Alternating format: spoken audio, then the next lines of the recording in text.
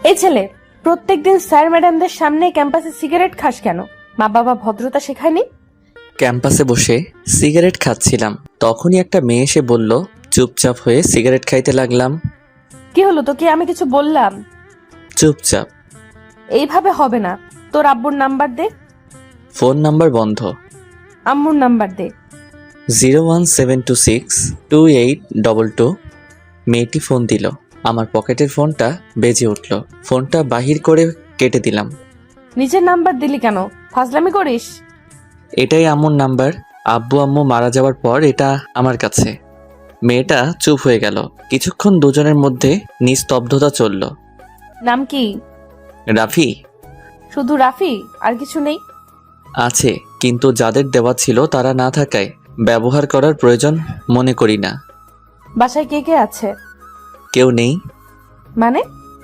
একা থাকি, কেউ নেই আমার। থাকিস কোথায়? কলেজের পিছনে একটা বাসায় থাকি।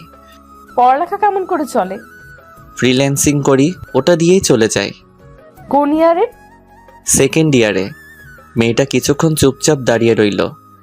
আপনার সব জানা হয়ে গেলে এখন আসি বলেই চলে আসতে লাগলাম। আমার পরিচয় জানতে চাইবি না? প্রয়োজন মনে করি না। কিন্তু আমার প্রয়োজন আছে। আমি হিয়া, অনার্স সেকেন্ড ইয়ারে পড়ি। আচ্ছা, এখন আসি। আচ্ছা যা। ওখান থেকে চলে আসলাম। মেয়েটাকে আমি চিনি, এমনকি কলেজের সবাই চেনে। কলেজের ক্রাশদের মধ্যে হিয়া আপু একজন। যেমন সুন্দর দেখতে, তেমন রাগী। কলেজের কত ছেলে তার হাতের জন্য হাসপাতালে গেছে তার হিসাব নেই। হিয়া আপুর ভাই পুলিশ কমিশনার, তাই সবাই তাকে ভয় করে চলে। কলেজে যেদিন প্রথম তাকে দেখেছিলাম কেমন যেন ভালো লেগেছিল, কিন্তু সেটাকে আমি পাত্তা দেইনি, কারণ এসব মায়া জড়ানো আমার পক্ষে সম্ভব না। এসব ভাবতে ভাবতে বাসায় আসলাম। ফ্রেশ হয়ে রান্না করলাম, তারপর খেয়ে ঘুমিয়ে পড়লাম। কারণ খুব কম রাতেই আমি ঘুমাই, কাজের জন্য জেগে থাকতে লাগে। সন্ধ্যায় ঘুম থেকে উঠে বাইরে গেলাম, এক প্যাকেট সিগারেট কিনে নিয়ে আসলাম সারা রাত জেগে কাটানোর জন্য। বক্সে গান আর এই সিগারেট, এটাই আমার সাথী। এরপর দুদিন কলেজে গেলাম না। এমনিতেই আমি অতটা কলেজে যাই না। যেদিন বাসায় বোরিং লাগে সেদিন কলেজে যাই। আমার তেমন কোনো ফ্রেন্ড নেই, একা থাকতে ভালো লাগে। অনেকে আমাকে নিজের বন্ধু ভাবলেও আমি ভাবি না, কারণ আমার সময় সময় মনে হয় আমি আমার নিজেরই না, অন্য কারো। কেমন করে ভাবো? এক সপ্তাহ পর রাস্তা দিয়ে হাঁটছিলাম, হঠাৎ কারো ডাক শুনতে পেলাম। পিছনে তাকিয়ে দেখি হিয়া আপু। ওই শোন, জি বলেন। কলেজে আসিস না কেন? ভালো লাগে না কলেজে, আর কিসের জন্যই বা যাব? কেন, বন্ধু বান্ধবদের সাথে আড্ডা দিতে যাবি? আমার একা থাকাটাই পছন্দ, তাই বন্ধু বান্ধব পাতাই না। খুব অদ্ভুত কথা বলিস তো দেখছি। আমি এমনই। কাল কলেজে আসবি। দেখি। দেখি না, আসবি। আর তোর নাম্বার আছে, না আসলে ফোন দিয়ে আনবো, দরকার হলে বাসা থেকে টেনে আনবো। আচ্ছা যাব, কিন্তু কেন যাব সেটা বলেন। এমনিতেই আসবি। আমি কারণ ছাড়া কারো কথা মানতে পারবো না, ওটা আমার অভ্যাস না। আপনি যদি কোনো কারণে ডাকেন তাহলে আমি যাব, কিন্তু অহেতুক বিনা কারণে ডাকলে আমি যেতে পারবো না। আসবি না মানে? তোকে আসতেই হবে। আচ্ছা আমি যাব। এই তো ভালো ছেলের মতো কথা। আচ্ছা আমি এখন আসি। কই যাবি? আমি নামিয়ে দিচ্ছি, আয়। ধন্যবাদ বলার জন্য, কিন্তু আমি হেঁটেই চলে যেতে পারবো। আচ্ছা, যা ইচ্ছা কর, কিন্তু কাল যেন কলেজে তোকে দেখি। আমি যখন বলেছি নিশ্চয়ই যাব। মনে থাকে যেন। কথাটা বলেই হিয়া আপু চলে গেল। আমিও বাসায় চলে আসলাম। রাতে খেয়ে ঘুমিয়ে পড়লাম, কারণ আজ কোনো কাজ নেই। এমনিতেও আমি কাল কলেজে যেতাম। বাসায় ভালো লাগছিল না। সকালে ঘুম থেকে উঠে ফ্রেশ হয়ে ব্যাগটা ঘাড়ি নিয়ে বেরিয়ে পড়লাম। কলেজের সামনে একটা চায়ের দোকান পড়ে, ওখানে গিয়ে চায়ের অর্ডার দিয়ে সিগারেট খেতে লাগলাম। চা খেয়ে কলেজের ভিতরে গেলাম, একটা ক্লাস করে বের হয়ে আসলাম। বাইরে আসতেই হিয়া আপু সামনে এসে দাঁড়ালো। আপনি? আয়। হিয়া আপুর পিছন পিছন যেতে লাগলাম। কি জানি আবার নিজের ভাইকে ডাক দিল, নাকি যদি আবার জেলে দিয়ে দেয় কলেজের আইন ভঙ্গ করার জন্য। এই যে আপু, কই যান? হিয়া আপু আমার দিকে একবার তাকিয়ে আবার হাঁটতে লাগলো, তারপর মাঠের এক কোনায় গিয়ে বসলো। আমি গিয়ে পাশে দাঁড়িয়ে রইলাম। কি হলো, বস। একটু দূরত্ব বজায় রেখে বসলাম। এত দূরে গিয়ে বসলি কেন? কাছে এসে বস। না, ঠিক আছে। আমার ঠিক নেই, কাছে এসে বস। তারপর একটু কাছে গিয়ে বসলাম। সকালে খেয়েছিস? খেয়েছি। দেখলাম তো কলেজের সামনে দোকানে কি খেলি। আমার সকালে খাওয়া লাগে না, ওই দুটো জিনিস দিয়েই সকাল পার হয়ে যায়। তোর বাসায় রান্না করে কে? আমি করি।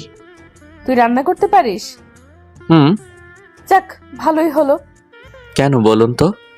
আমি তো রান্না করতে পারি না। তাতে ভালোর কি হলো? অত বুঝতে হবে না।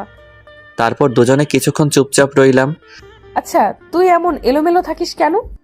এলোমেলো থাকাটাই ভালো লাগে। কার জন্য গুছিয়ে থাকবো? তোর কথার মধ্যে কোনো রসকস নেই। সকলের মন জোগানো কথা আমি বলতে পারি না, তাই হয়তো সবার আমার কথা ভালো লাগে না। আচ্ছা, বাদ দে। কোথায়? সকাল থেকে কিছু খাইনি, ক্ষুধা লাগছে, চল কিছু খেয়ে আসি। আপনি যান, আমি বাসায় যাব। আমি বাসায় নামিয়ে দিয়ে আসবো, এখন চল। না, আমার খিদে নেই। আর একটা কথা বললে তোর খবর আছে। তারপর হিয়া আপুর হাত ধরে টানতে টানতে ওর গাড়িতে নিয়ে গেল। গাড়ি চালিয়ে একটা বড় রেস্টুরেন্ট আসলো। দুজনে ভিতরে গেলাম। কি খাবি বল? আমি কিছু খাবো না। মেজাজ খারাপ করাবি না বলে দিলাম। আমি কিছু না বলে চুপচাপ বসে রইলাম। হিয়া আপু নিজেই খাবারের অর্ডার দিল। কিছুক্ষণ পর খাবার চলে আসলো। আমি শুধু খাবার নাড়াচাড়া করতে লাগলাম, কারণ খাওয়ার কোনো ইচ্ছেই আমার নেই। সেটা হয়তো হিয়া আপুর চোখে পড়ছে। হিয়া আপু আমার দিকে রাগী লোক নিয়ে তাকালো। কি হলো, খাচ্ছিস না কেন? ইচ্ছে নেই। ইচ্ছে নেই কেন? জানি না। তারপর হিয়া আপু আমার কাছে এসে আমার মুখের সামনে খাবার ধরলো। নে, খেয়ে নে। করুণা করছেন? করোনার কি দেখলি? যা করছেন সবই তো করুণা। না হলে একদিনের চেনা জানায় আপনি আমাকে এখানে খাওয়াইতে নিয়ে আসতেন। এটা করুণা ছাড়া কি? হিয়া আপু রাগ করে সব খাবারে জল ঢেলে দিল। চল, খেতে হবে না তোকে। বিল দিয়ে আমার হাত ধরে টানতে টানতে বাইরে নিয়ে আসলো। যা, বাসায় চলে যা। আমি কিছু না বলে ওখান থেকে হাঁটতে ধরলাম। কি মেরে নিজে ডাকলো, আবার নিজেই তাড়িয়ে দিল। বড়লোক তো, তাই মনে হয়। অন্যের রেসপেক্ট নিয়ে চিন্তা করে না, শুধু নিজের চালাতে চাই। কি জন্য যে কলেজে আসলাম। বাসায় গেলাম না, ভালো লাগছিল না, তাই আর বাসায় গেলাম না। দুইটা সিগারেট কিনে নদীর পাড়ে গিয়ে বসলাম। সিগারেট ধরিয়ে গাছের নিচে বসে নদীর বয়ে চলা দেখতে লাগলাম। একটু পর ফোনটা বেজে উঠল। Unknown number. ফোনটা রিসিভ করার পর ওপাশ থেকে একটা মেয়েলি কণ্ঠ শুনতে পেলাম। কথা শুনে বুঝতে পারলাম হিয়া আপু। কই আছিস? কে আপনি? কই আছিস সেটা বল, এসে দেখাচ্ছি আমি কে। নদীর ধারের গাছের নিচে বসে আছি। দাঁড়া, আমি আসছি, কোথাও যাবি না। 5 মিনিট পর হিয়া আপু আসলো। এখানে কি করিস? বসে আছি। কেন বলুন তো? হাতে ওটা কি? ফোন। ওই হাতে কি? সিগারেট। হিয়া আপু সিগারেটটা নিয়ে ফেলে দিল। আর কোনো দিনও যেন আমার সামনে সিগারেট খাওয়া না দেখি। কিছু না বলে চুপ করে রইলাম। বাসায় যাবি না? বাসায় গিয়ে কি করব? কেন, রেস্ট নিবি? বাসায় যাওয়ার ইচ্ছে করছে না। হিয়া আপু আমার পাশে বসে পড়ল। সরি। কেন বলুন তো? তখন তোকে রাগ দেখানোর জন্য। বাদ দেন, অভ্যাস আছে। আমি কিছু মনে করিনি। আসলে তুই তখন ওই কথাটা বলার পর মেজাজটা খুব খারাপ হয়ে গিয়েছিল। ভুল তো কিছু বলিনি। হিয়া আপু আমার দিকে তাকালো। কি বলবি বল, কিন্তু এই কথাটা যেন তোর মুখে আর কোনোদিন না শুনি। আপনি বাসায় যাবেন না? যাব পরে, কিন্তু তুই আমাকে আপনি করে বলছিস কেন? তাহলে কি করে বলবো? তুমি করে বলবি। আপনি আমার সিনিয়র, আপনাকে আপনি বলেই ডাকা আমার মনে হয় উচিত। বলছি না আপনি বলবি না, কানে কথা যায় না। হিয়া আপুর চিল্লানি শুনে বুকটা কেঁপে উঠল। খুব ভয় পেয়ে গেছিলাম। আচ্ছা, ডাকবো না। মনে থাকে যেন। অনেকক্ষণ ধরে দুজনে চুপচাপ বসে রইলাম। নদীর ধারে হালকা বাতাস বইছে, খুব সুন্দর লাগছে। জানেন, আমার বাবা আমাকে ছোট থাকতে বিকেল করে প্রতিদিন এখানে ঘুরতে নিয়ে আসতেন। মন খারাপ করিস না। হঠাৎ করেই হিয়া আপু আমার কাঁধে মাথা রাখলো। ব্যাপারটা খুব অদ্ভুত লাগলো। আমি চুপ করে রইলাম। আজ থেকে কখনো নিজেকে একা মনে করবি না। এখন থেকে সব সময় আমাকে তোর পাশে পাবি, কথা দিলাম। আমি কিছু না বলে একটা মুচকি হাসলাম। কি হলো, হাসছিস কেন? না, এমনি। চল বাসায় যাব। চলেন। আবার চলেন? চলো। এইভাবে বলবি, মনে থাকে যেন। হিয়া আপু আমাকে রাস্তার মোড়ে নামিয়ে দিয়ে চলে গেল। দোকান থেকে কিছু খাবার কিনে বাসায় গিয়ে ফ্রেশ হয়ে খেয়ে নিলাম। তারপর ল্যাপটপটা নিয়ে কাজ করতে লাগলাম। একটু পর ফোনটা বেজে উঠলো। ফোনটা ধরলাম। কি করিস? কাজ করি। খেয়েছিস? খেয়েছি। আচ্ছা রাখি, কাল কলেজে আসবি কিন্তু। ফোনটা রেখে দিলাম। আমি আবার কালকে কলেজে যাব, যে প্যারা লাইলাম হুদাই, সেই প্যারা আবার নিতে যাব। কাজ শেষ করে আর বাইরে বের হলাম না, বাসায় কাটিয়ে দিলাম। রাতে রান্না করে খেয়ে নিজের কাজ করতে লাগলাম। সকালে ফোনটা বেজে উঠল। ফোনের নাম্বার না দেখে কানের কাছে নিলাম। হ্যালো, কে? কই তুই? বাসায়। কি করছিস? আপনার ফোনে ঘুম ভাঙলো। এখনো ঘুমাচ্ছিস? কয়টা বাজে খেয়াল আছে? কয়টা? 11টা বাজে। তাড়াতাড়ি কলেজে আয়। না, কলেজে যাব না, ভালো লাগছে না বলেই ফোনটা কেটে দিয়ে আবার ঘুমিয়ে পড়লাম। 1 ঘন্টা পর কলিং বেলের শব্দ পেলাম।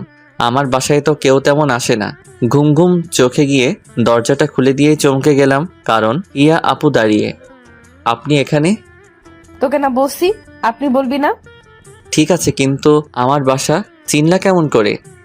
কাল তোকে নামিয়ে দিছিলাম যেখানে, ওই রাস্তায় দিয়ে আসছিলাম, তারপর একটা লোককে জিজ্ঞেস করে বলে দিল। ও, কিন্তু এখানে আসাটা ঠিক হয়নি। লোকে কি ভাববে? আর আমি এখানে একা থাকি, বুঝতেও তো পারছেন। অত বুঝে লাভ নেই, সর ভেতরে যেতে দে। আমি কিছু বলার আগে হিয়া আপু ভিতরে ঢুকে পড়ল। তোর বাসাটা তো বেশ সুন্দর। আমার আব্বু এটা আমার জন্য রেখে গেছেন। ও, তাড়াতাড়ি রেডি হয়ে নে, একসাথে খাওয়া দাওয়া করবো, খাবার নিয়ে এসেছি। আমি কিছু না বলে ফ্রেশ হতে চলে গেলাম, কারণ যত তাড়াতাড়ি সম্ভব তাকে এই বাসা থেকে বিদায় করতে হবে।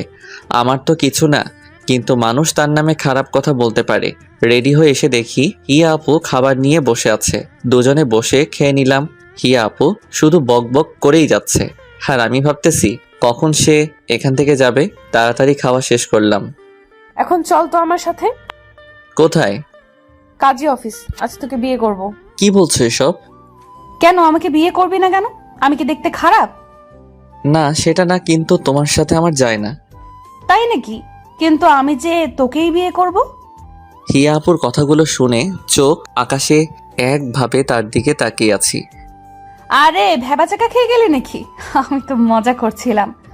হিয়া আপুর কথা শুনে কিছুটা স্বস্তি পেলাম। কই যাবা? চল আজ তোকে গুছিয়ে আনবো। মানে? মানে তোর এই চুলের ডানা কাটবো। লাগবে না, আমি এরকমই ঠিক আছি। আর একবার লাগবে না বললে থাপ্পড় মেরে গাল লাল করে দিব। হিয়া আপুর কথা শুনে চুপ হয়ে গেলাম। তারপর দুজনে বেরিয়ে পড়লাম। হিয়া আপু গাড়ি চালাচ্ছে, আর আমি চুপচাপ বসে আছি। কি হলো, চুপ করে বসে আছিস যে? না, এমনি। হিয়া আপু সেলুনে নিয়ে গিয়ে আমার চুলের 12টা বাজায় দিল। তারপর দুজনে শপিং মলে গেলাম। এখানে কেন? শপিং করব। ও আচ্ছা, কি কিনবেন? আবার আপনি বলিস? ও সরি, আসলে আমার আপনি বলাটাই বেশি ভালো লাগে। আর একবার বলে দেখিস, দাঁত ভেঙে দিব। আচ্ছা বাদ দেন, কি কিনবা তাড়াতাড়ি কিনো। আমি নিজের জন্য কিনবো। কে বললো তোর জন্য কিনবো? কেন, আমার জামা কাপড়েও কি সমস্যা? না, তা নয়। তাহলে? এমনিতেই আমার ইচ্ছে হয়েছে তাই। কিন্তু আমার লাগবে না। বেশি কথা বলবি না। তারপর হিয়া আপু নিজে পছন্দ করে শার্ট প্যান্ট কিনলো। আমি গিয়ে বিল দিয়ে দিলাম। হিয়া আপু বিল দিতে গিয়ে ঘুরে আসলো। তোকে বিল দিতে কে বলছে? কেন, আমার জিনিস তাই আমি টাকা দিলাম। কেন, আমি কি বলছি তোকে টাকা দিতে? বলার কি আছে? আরেকদিন যদি পাকনামি করিস তাহলে বুঝতে পারবি। চল এখন। হিয়া আপু আর কোনো কথা বলল না। রেস্টুরেন্টে গিয়ে হিয়া আপু কোনো কথা বলছে না, মুখে রাগের ছাপ দেখা যাচ্ছে। হিয়া আপু ধীরে ধীরে আমার জীবনটাকে নিয়ন্ত্রণ করতে শুরু করে দিয়েছে। প্রথমের দিকে খারাপ লাগলেও তার শাসনগুলো এখন খুব ভালো লাগছে। পুরনো কিছু স্মৃতি তাজা করে দিচ্ছে। এখনো রাগ করে আছো? কি হলো? সরি, আমি বুঝতে পারিনি। হিয়া আপু আমার দিকে তাকালো। হয়েছে, আর সরি বলতে হবে না। তারপর খাওয়া দাওয়া করে বেরিয়ে আসলাম। এবার টাকা দিতে গেলাম। না, ফ্রিতে বকা খাওয়ার শখ নেই আমার। হিয়া আপু আমাকে বাসায় নামিয়ে দিয়ে চলে গেল। বিকেলে আর বাসা থেকে বের হলাম না, কাজ ছিল, তাই রাতে খাওয়া দাওয়া করে ঘুমিয়ে পড়লাম। সকালে ফোনের রিংটং শুনে ঘুম ভেঙে গেল। ফোনটা হাতে নিয়ে দেখি হিয়া আপুর ফোন। হ্যালো আপু।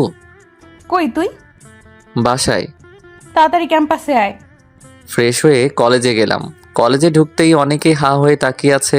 নিজেকেই কেমন যেন লাগছে, কারণ নিজের স্টাইল চেঞ্জ করেছি। অগোছালো ছেলেটা আজ ফিটফাট হয়ে কলেজে এসেছে, তাই হয়তো সবাই তাকিয়ে আছে। আমি হিয়া আপুকে খুঁজতে লাগলাম। একটু পর হিয়া আপুকে দেখলাম। 3-4টা মেয়ের সাথে একাডেমিক ভবনের দিকে যাচ্ছে। আমি ডাক দিলাম, হিয়া আপু। আমার ডাক শুনে পিছনে ফিরে তাকালো। আমি ওদের কাছে গেলাম। কই যাও? চুপচাপ। ছেলেটা কে রে? দেখতে তো খুব কিউট। হিয়া আপু তখন তার বান্ধবীর দিকে রাগি ঢুকে তাকালো। তোরা যা, আমি পরে তোদের সাথে কথা বলছি। হিয়া আপুর বান্ধবীরা হিয়া আপুর চেহারা দেখে বুঝতে পারছে হাব ভাব, তাই কিছু না বলে চলে গেল। এই ছেলে, তোমাকে দেখতে না খুব কিউট লাগছে। যেতে যেতে হিয়া আপুর বান্ধবী বলল। হিয়া আপু চত্বরে গিয়ে বসে পড়ল। আমি দুইজন বসার মতো দূরত্ব রেখে বসলাম। দুজনে চুপচাপ। এত রাগ কিসের কে জানে। আমি তো আজ আপনি করেও বলিনি, কিন্তু হিয়া আপুকে রাগি লুকে অনেক কিউট লাগে। আমি কিছুদিনে লক্ষ্য করেছি হিয়া আপু রাগলে গাল দুটো লাল হয়ে যায়। আপু আজ এত রেগে কেন? কি হলো বলছো না যে? আমি তো আজ আপনি করে বলিও নি, তাহলে রাগ করে আছো যে? তোর কি কেউ আসবে? আমার আবার কে আসবে? তাহলে মধ্যে যে এত বড় জায়গা ফাঁকা করে রেখে বসে আছিস। আরে পাশে বসলেই সবাই নেগেটিভ মাইন্ডে নিবে, কেউ ভাববে না যে তুমি আমার আপু লাগো। হিয়া আপু আমার কলার ধরে নিজের পাশে টেনে বসালো। আমি তোর কি লাগি ভালো করে বল। তুমি আমার সিনিয়র, সেই হিসেবে আপুই তো হওয়ার কথা। আরেকদিন যদি এই আবাল মার্কা কথা বলেছিস তাহলে তোর খবর করে দেব, বলদ কোথাকার। তখন হিয়া আপুর বান্ধবী কোথা থেকে এসে যেন পাশে বসলো। হিয়া আপু রেগে আগুন হয়ে গেল, আমার হাত ধরে নিজের পাশে বসালো। রিফা, তুই এখানে? কেন, আসা যাবে না নাকি? আমি কি সেটা বলেছি নাকি? আসলে একা একা ভালো লাগছে না, তাই তোদের সাথে গল্প করতে চলে এলাম। ও খুব ভালো তো। ছেলেটা কে? ও দাঁড়া, পরিচয় করিয়ে দেই। রাফি, এ হচ্ছে আমার বড় আপু রিফা। আজ থেকে ওকে বড় বোনের মতো সম্মান দিবি, ঠিক আছে? আর রিফা, এ হচ্ছে রাফি। আজ থেকে ওকে নিজের ভাইয়ের মতো দেখবি। কি বলছিস সেই সব? ঠিকই তো বললাম। আমি শুধু ওদের কথা শুনছি। তারপর রিফা হিয়া আপুকে সাইডে নিয়ে গেল। দুজনে কি যে কথা বলছে, কিন্তু দূর থেকে যা বুঝলাম খুব ঝগড়া করছে। এক পর্যায়ে হিয়া আপু কি যেন বলল, আর রিফা আপু ওখান থেকে চলে গেল। আর আপু আমার কাছে আসলো। এতক্ষণ লাগে আসতে? কি কথা বললো আপু? হিয়া চুপচাপ পাশে বসে পড়ল। কি হলো, কিছু বলছো না যে? শোন, কাল থেকে তুই কলেজে আসবি না। কেন? তাহলে রিফা তোর সাথে কথা বলতে পারবে না। কিন্তু কথা বললে কি সমস্যা? সমস্যা আছে, ওর কথার দাম নেই। আমি কথা না বললেই তো হলো, তাতে কলেজ না আসার কি হলো? সেটাও কথা। তুই রিফার সাথে কথা বলবি না, বল, এমনকি কোনো মেয়ের সাথে কথা বলবি না, ঠিক আছে? আর যদি দেখি তাহলে তোর একদিন কি আমার একদিন। কি বলবো ভেবে পাচ্ছি না। হিয়া আপুর এমন আচরণ আমায় বেশ অবাক করছে। কি হলো, মনে থাকবে তো? থাকবে। এই তো ভালো ছেলে, চল এখন ক্লাসে যা। হিয়া আপু নিজের ক্লাসে গেল, আমি আমার ক্লাসে চলে গেলাম। এভাবেই 1 মাস পার হয়ে গেল। হিয়া আপু আমার জীবনটাকে নিজের মতো চালাতে শুরু করলো, যেমন কেউ আপনজন করে। এটা করার অধিকার আমি হিয়া আপুকে অনেক আগেই নিজের মন থেকে দিয়ে দিছি, কারণ আমি মনে মনে হিয়া আপুকে অনেকটা ভালোবেসে ফেলেছি। নিজের এই মনটাকে অনেকবার বোঝাতে চেষ্টা করেছি তার সাথে আমার যায় না, কিন্তু মনটা মানেনি, ছুটে গেছে তার কাছে।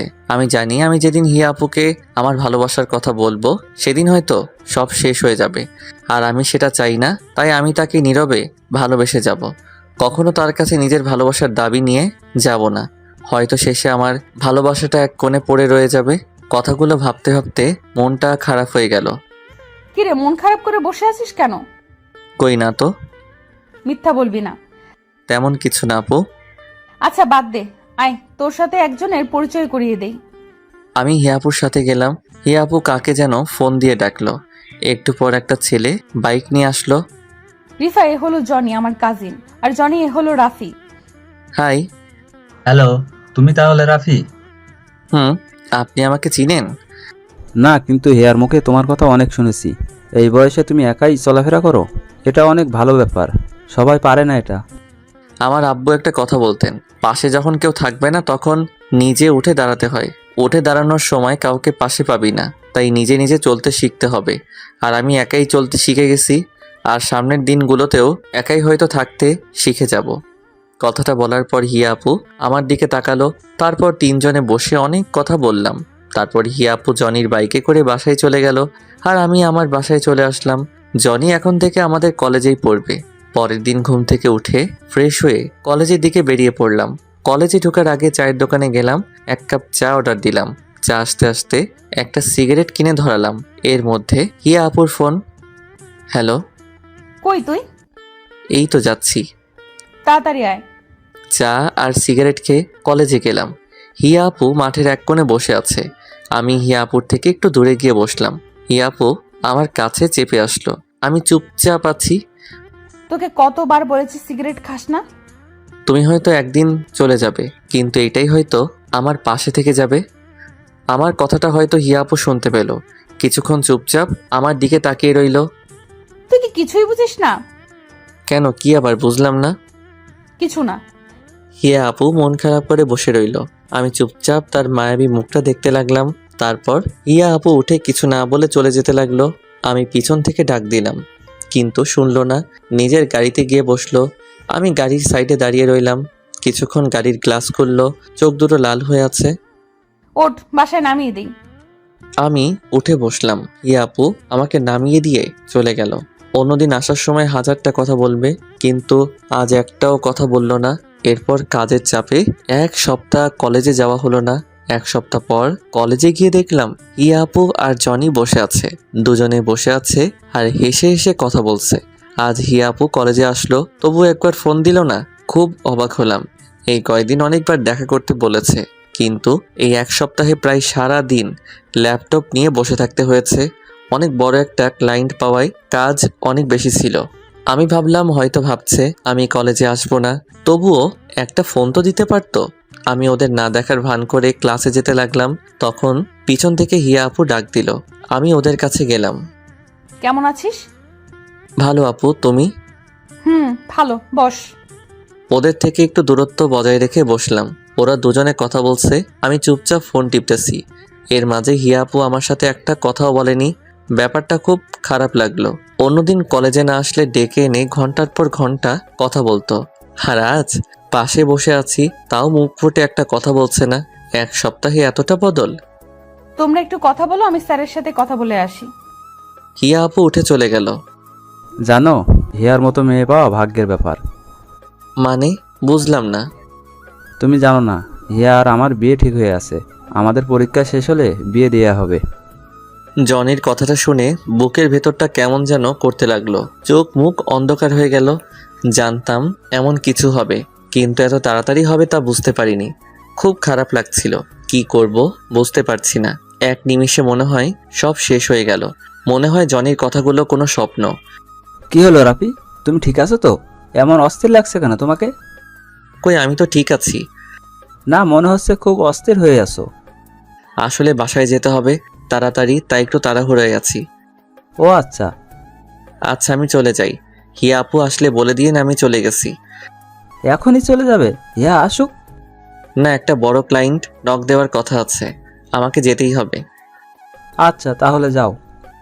আমি ওখান থেকে বাসায় চলে আসলাম। বাসায় এসে আব্বু আম্মুর ছবিটা হাতে নিয়ে বসে পড়লাম। খুব মিস করছি তাদেরকে। আজ কেন তোমরা আমাকে এত তাড়াতাড়ি ছেড়ে চলে গেলে? আমার মতো অভাগা হয়তো খুব কমই আছে। ভালোবাসার মানুষগুলা সব একে একে ছেড়ে চলে যায়। প্রথমে তোমরা চলে গেলে, এখন হিয়া আপু। হাম্মু জানো, আমি না হিয়া আপুকে খুব ভালোবাসি। হিয়া আপুর সাথে থাকলে তোমার কথা খুব মনে পড়ে। হিয়া আপু একদম তোমার মতো শাসন করে। তুমি যেমন আমাকে খাইয়ে দিতে, হিয়া আপু আমাকে মাঝে মাঝে খাইয়ে দিত। কোনো ভুল করলে বকা দিত। তুমি যেমন আমাকে একা করে ছেড়ে চলে গেলে, সেও চলে যাবে একদিন। কিন্তু আম্মু জানো কি, আমি না ওকে ভুলতে পারবো না। তোমাদের যেমন আমি কোনো দিন ভুলতে পারবো না, তেমনি তাকেও আমি কোনোদিন ভুলতে পারবো না। আমি কি করব তোমরাই বলো। খুব কষ্ট হচ্ছে, বুকের ভেতরটা পুড়ে ছারখার হয়ে যাচ্ছে। শুধু তার কথাই মনে পড়ছে। আম্মু আব্বুর ছবি জড়িয়ে ধরে কান্না করতে করতে ঘুমিয়ে পড়লাম। মাঝরাতে ঘুম ভাঙলো। ঘুম ভাঙার পরে মনে হলো ঘটে যাওয়া ঘটনাগুলো স্বপ্ন ছিল, কিন্তু পরে বুঝতে পারলাম কিছুই মিথ্যে না। শুধু আজ আমার ভালোবাসাটা মিথ্যে হয়ে গেল, চাপা পড়ে গেল কষ্টের ভাঁজে। ঘুম থেকে উঠে যখন বুঝতে পারেন যে প্রিয় মানুষটা আর আপনার জীবনের অংশ হবে না, তখন যন্ত্রণার সীমানা থাকে না। তখন ইচ্ছে করে হয়তো আর ঘুম থেকে না উঠলেই ভালো হতো। সিগারেটের প্যাকেটটা নিয়ে জানালার পাশে গিয়ে বসলাম। আজ চাঁদের আলোটাও কেমন যেন ফ্যাকাশে মনে হচ্ছে। যে করি হোক, এই কষ্ট থেকে আমাকে সামলে উঠতে হবে। জীবনে অনেক কষ্ট পেয়েছি, আর কষ্ট নিতে পারবো না। সিগারেট ধরিয়ে বসে রইলাম। একসময় লক্ষ্য করলাম সিগারেটের ফিল্টারটা ভিজে গেছে। তারপর চোখে হাত দিয়ে দেখি চোখ দিয়ে পানি পড়ছে, হাতটা কাঁপছে। জোরে জোরে কান্না করতে লাগলাম। আম্মু বলতো কান্না করলে বুকটা হালকা লাগে। আজ খুব একা লাগছে। সারা রাত কান্না করলাম। কিছুটা হলেও বুঝতে পারলাম যে দুনিয়ায় কেউ কারো নয়, একা থাকাটাই ভালো। যত কারো প্রতি মায়া বাড়াবেন তত কষ্ট পেতে হবে রিয়েল লাইফেও। আমি এটাই ভাবি। প্রায় 1 সপ্তাহ লাগলো হিয়া আপুর মায়াটা কিছুটা কাটিয়ে উঠতে। তারপরেও তার সামনে গেলে নিজেকে আটকে রাখতে পারবো কিনা জানি না, তাই আর কলেজে যাব না ঠিক করলাম। এভাবে 10 দিন কেটে গেল। ফোনটাও অফ করে রেখে দিছি, যাতে কেউ ফোন দিতে পারে না। এখনও রাতে ঘুমাতে পারি না, তাই ঘুমের ওষুধ কিনে রাখছি। ঘুমের ওষুধ খেয়ে রাতটা পার হয়ে যায়। আর দিনের বেলা সিগারেট তো আছেই। এই 10 দিনে সিগারেট খাওয়াটা একটু বেড়ে গেছে। সকালে ঘুম থেকে উঠে একটা সিগারেট ধরিয়ে সেটা শেষ করে ব্রাশ করে বাইরে বের হলাম। নাস্তা করে বাসায় গেলাম, গিয়ে কাজ করতে লাগলাম। এই 10 দিনে কাজ একদম করা হয়নি। নিজের 1 বছর চলার মতো যথেষ্ট টাকা আছে। আর আব্বু আম্মু চলে যাওয়ার আগে যা রেখে গেছে তাতে আমার সারা জীবন চলে যাবে। তারপরেও ফ্রিল্যান্সিং করি। সিগারেট খেতে খেতে কাজ করতে লাগলাম। একটু পর দরজার বেল কে যেন বাজালো। দরজা খুলে দিতেই সামনে দেখি হিয়া আপু দাঁড়িয়ে। হাত উঠালো মারার জন্য, তারপর কি যেন ভেবে হাতটা নামিয়ে নিল। চোখের নিচে কালো দাগ পড়ে গেছে। কেমন আছিস? ভালো আপু, তুমি? ভালো। কেমন শুকিয়ে গেছিস? খাওয়া দাওয়া করিস কি না? আসলে কাজের চাপে খাওয়ার কথা মনেই থাকে না। ও, আমি তো ভাবছিলাম। কি ভাবছিলা? কিছু না। ভেতরে আসতে বলবি না? ও হ্যাঁ, আসো। হিয়া আপু ভিতরে এসে চারদিকে তাকালো। এটা বাসা নাকি সিগারেটের দোকান? যেখানে সেখানে সিগারেটের প্যাকেট, আর এত গন্ধ কেন? আসলে অনেক দিন ধরে পরিষ্কার করা হয়নি তো। ও, আজকেই এগুলো সাফ করব, চল। কি বলছো আপু? তোমার হবু বর দেখলে আমাকে মেরে ফেলবে। হবু বর মানে? জনি ভাই আমাকে সব বলেছেন যে তোমাদের বিয়ে ঠিক হয়ে আছে। তুই কথাটা শুনে খুব খুশি হয়েছিস না? অবশ্যই। কাজের চাপে তোমাকে শুভেচ্ছা জানানোর তো কথা মনেই নেই। এখন বলছি, অনেক অনেক শুভেচ্ছা। জনি ভাইয়ের মতো একজন মানুষ জীবন সাথী হিসেবে পাওয়া খুব ভাগ্যের ব্যাপার। চল আমার সাথে, আজ কলেজে যাবি। আমি কলেজে গিয়ে কি করব? কলেজে গিয়ে আমার কেউ নেই। কার সাথে আড্ডা দিব বলো? কেউ নেই? আমার জানা মতে তো কেউ নেই। তুমি যাও, জনি ভাই হয়তো তোমার জন্য অপেক্ষা করে আছে। কলেজে দেরি করে গেলে হয়তো অভিমান করতে পারে। আমার কথাটা শুনে হিয়াপুর মুখটা শুকিয়ে গেল। কিছু না বলেই চলে গেল। আমি একটা সিগারেট ধরিয়ে ওখানে বসে পড়লাম। মাথাটা খুব ব্যথা করতেছে। সন্ধ্যার দিকে ব্রিজে গিয়ে বসলাম। ব্রিজের রেলিংয়ে বসে আছি, তখন সামনের দিক থেকে কেউ একজন ডাক দিল। গাড়ি চলাচল করায় ভালোভাবে দেখতে পারছিলাম না। গাড়িগুলো সরে যাওয়ার পর দেখলাম একটা মেয়ে আমার দিকে আসছে। কেমন আছো? ভালো, কিন্তু আপনাকে চিনলাম না। কিন্তু আমি তোমাকে চিনি। কেমন করে? তুমি আমার ক্লাসমেট, তোমাকে চিনবো না? ও, কিন্তু আমি আপনাকে চিনলাম না। আমি মিম। ও, কলেজে আসো না কেন আর? ভালো লাগে না। কাল থেকে আসবে, মনে থাকে যেন। দেখি। দেখি না, আসতেই হবে। তোমার নাম্বারটা দাও। কেন? দিতে বলেছি, দাও। ফোন বের করার সাথে সাথে হিয়াপুর ফোন। হ্যালো। কই তুই? ব্রিজের উপর বসে আছি। কেন? দরকার আছে, ওখানেই থাক, আমি আসছি। বলেই হিয়াপু ফোনটা কেটে দিল। তারপর মিমকে নাম্বার দিয়ে ওর সাথে কথা বলছিলাম। কথা বলার ইচ্ছে করছিল না, কিন্তু মুখের উপর কেমন করে চলে যেতে বলি। নিজে থেকে কথা বলতে এসেছে, চলে যেতে বললে ওর সম্মানে লাগবে, কিন্তু কথা বলতে খুব বিরক্ত লাগছিল। হঠাৎ হিয়াপুর গাড়ি এসে দাঁড়ালো। হিয়াপু বাইরে বেরিয়ে আসলো। আমাকে মিমের সাথে দেখে মুখের ভাব ভঙ্গিমা বদলে গেল। আমার কাছে আসলো। চল, দরকার আছে। দাঁড়াও একটু। আমি মিমের সাথে আরেকটা কথা বলার আগেই হিয়া আপু আমাকে টেনে গাড়ির ভিতরে বসালো আর গাড়ি চালাতে লাগলো। তোকে না বলছি কোনো মেয়ের সাথে কথা বলবি না? আমি বলিনি, আর ও নিজে থেকে কথা বলতে এসেছিল। তারপরও তুই কথা বলবি না? হিয়া আপুর কাছে আসলেই কেমন যেন দুর্বলতা কাজ করে। কোথায় যাচ্ছি? মার্কেটে। কেন? কাল আমার জন্মদিন, তাই ড্রেস কিনবো, আর তুই সেটা পছন্দ করে দিবি। আমি পছন্দ করে দিব কেন? তোমার হবু বর পছন্দ করে দিবে। খোটা মারা কথা গেল না তোর? খোটা মারা কথায় আবার বললাম, যেটা সত্যি সেটাই বললাম। হিয়া আপু আর কোনো কথা বলল না। মার্কেটে গিয়ে হিয়া আপু ড্রেস দেখতে লাগলো। একটা নীল কালারের ড্রেস দেখে খুব পছন্দ হলো। হিয়া আপু হয়তো সেটা লক্ষ্য করলো, তাই ড্রেসটা কিনলো। হিয়া আপু বিল দিতে দিতে আমি একজোড়া পায়েল আর একজোড়া ঝুমকো কিনলাম। তারপর সেগুলো চুপ করে হিয়া আপুর ব্যাগে রেখে দিলাম। হিয়া আপু আমাকে বাসার সামনে নামিয়ে দিল। আমি বাসার ভিতরে ঢুকতে যাব, তখনই আবার ডাক দিল। আমি হিয়া আপুর কাছে গেলাম। শোন, কাল আমি কলেজে যাব না, কিন্তু সন্ধ্যায় তোকে নিতে জনি আসবে। এখানে ওর সাথে আমার বাসায় চলে আসবি। আর তুই না আসলে কাল সত্যিই তোর কপালে মাইর পড়বে। কথাটা বলার পরেই হিয়া আপু চলে গেল।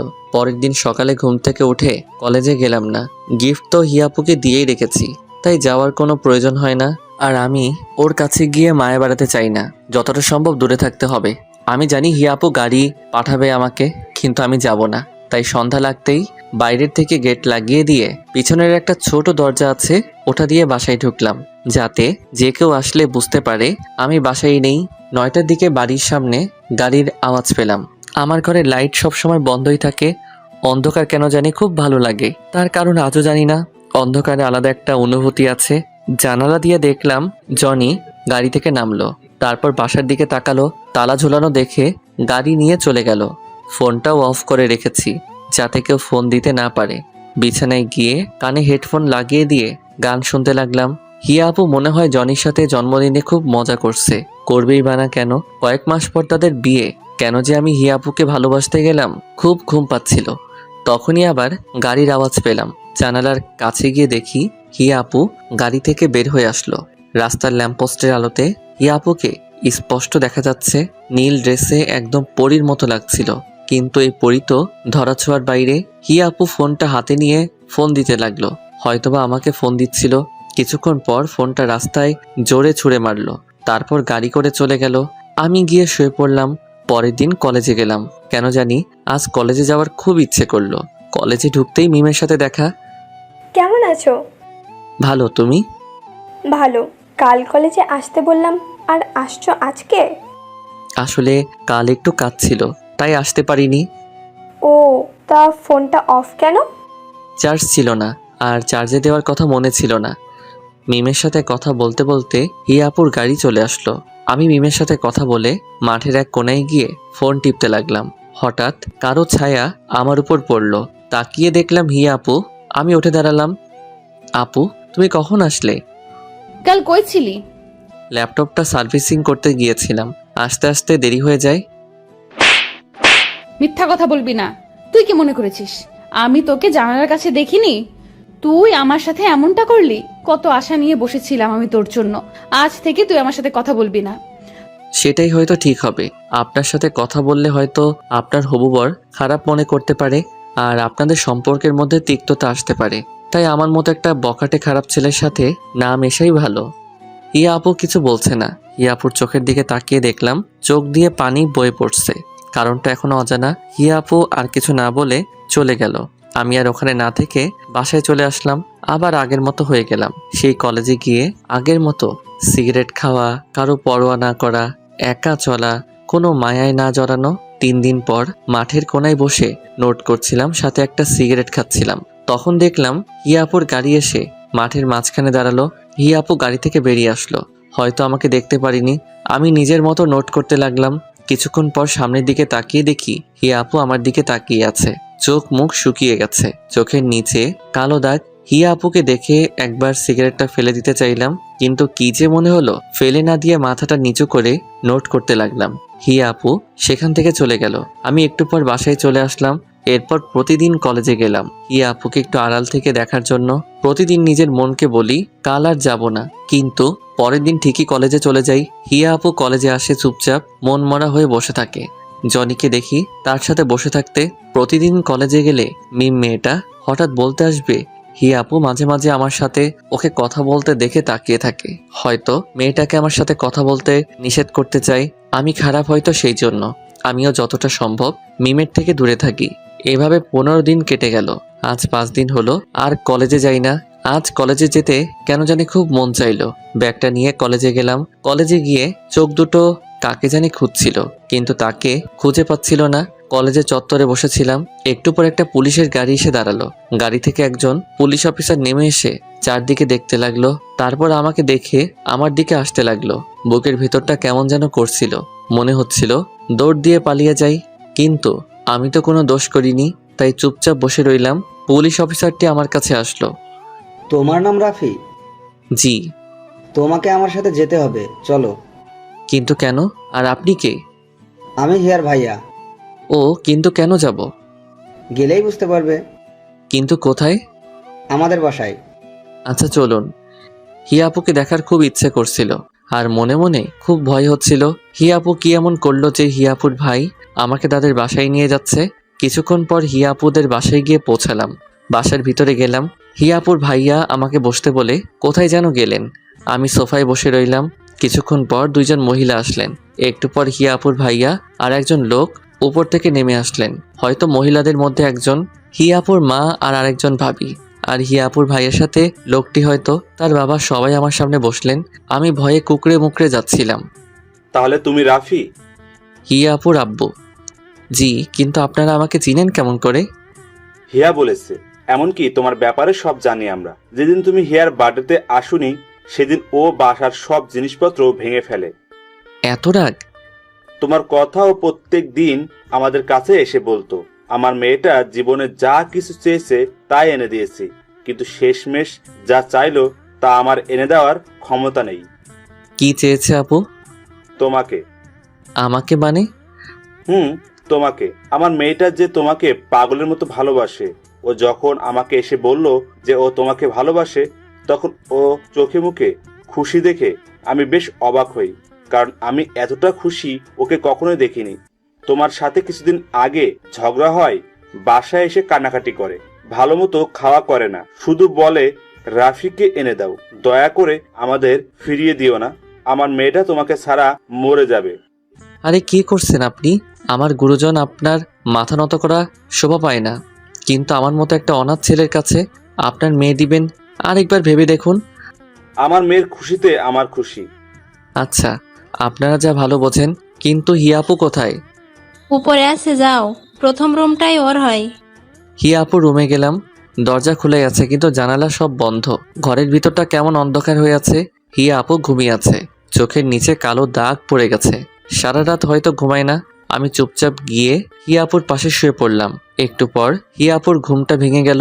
আমার দিকে একভাবে তাকিয়ে আছে, কিছু বলতে যাবে তার আগে হিয়া আপুর গোলাপি ঠোঁট দুটোর সাথে আমার ঠোঁট এক করে দিলাম।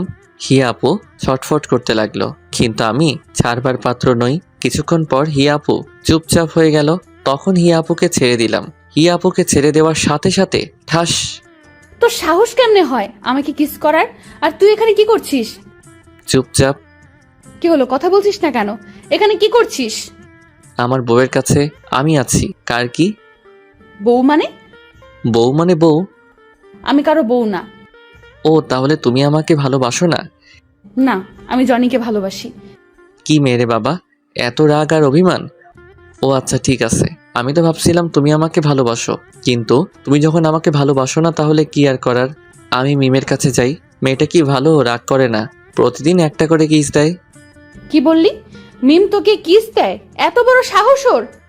তুমি রাখছো কেন? তুমি তো আমাকে ভালোবাসো না। হিয়া আপু আমার চোখের দিকে তাকিয়ে আছে, কিছু বলছে না।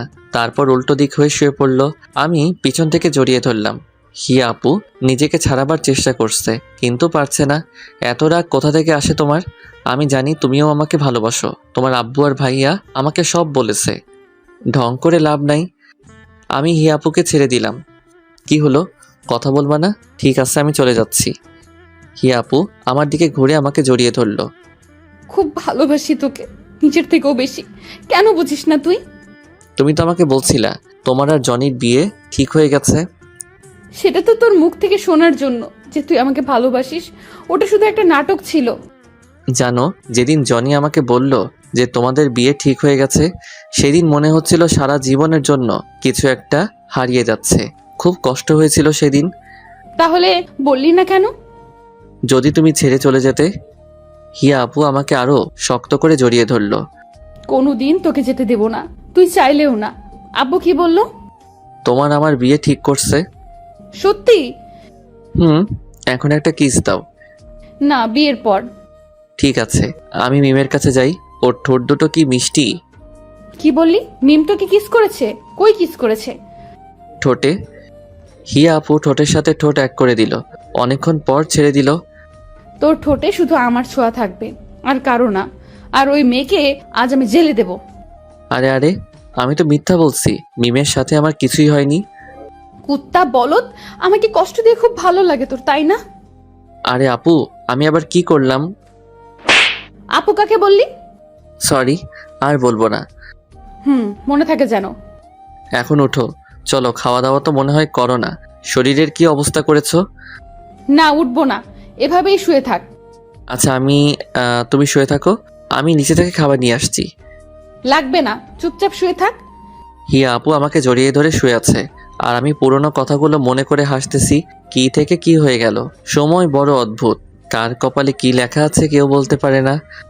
আর কতক্ষণ শুয়ে থাকবা, এবার তো উঠো। না, উঠবো না। আমি হিয়া আপুকে নিজের থেকে ছাড়িয়ে নিলাম, তারপর হিয়া আপুকে কোলে তুলে নিয়ে নিচে নিয়ে আসলাম। কেউ দেখার আগে নামিয়ে দিলাম। কিছু খেয়ে নাও। পারবো না খেতে, খাইয়ে দে। আচ্ছা দাঁড়াও।